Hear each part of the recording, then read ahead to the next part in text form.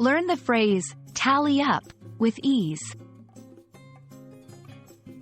Hello dear learners. In today's lesson, we're diving into the phrase, tally up.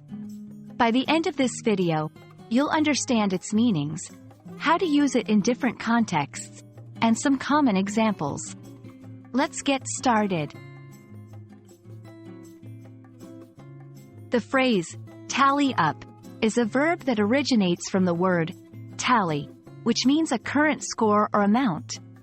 When you tally up something, it means you're calculating or totaling a number or amount after counting. It can be used in a variety of situations, like when counting votes after an election, or summing up expenses. To understand the phrase better, let's go through some examples. 1. In a store, after shopping, the cashier might tally up your purchases to give you the final amount you owe. 2. In a competition, after all teams have played, the officials might tally up the scores to determine the winner.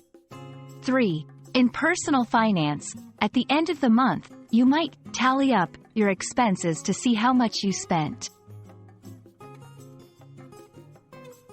To diversify your vocabulary, here are some synonyms you can use in place of tally up. Total, sum up, count up, calculate, add up.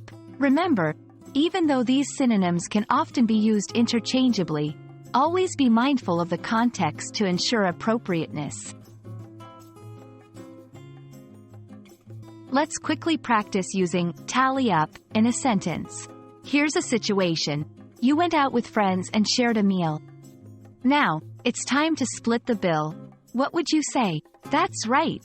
You might say, let's tally up the bill and see how much each of us owes.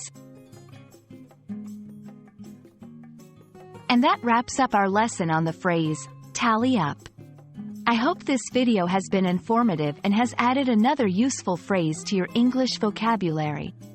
Remember, the more you practice, the more confident you'll become. Happy learning, and see you in the next video.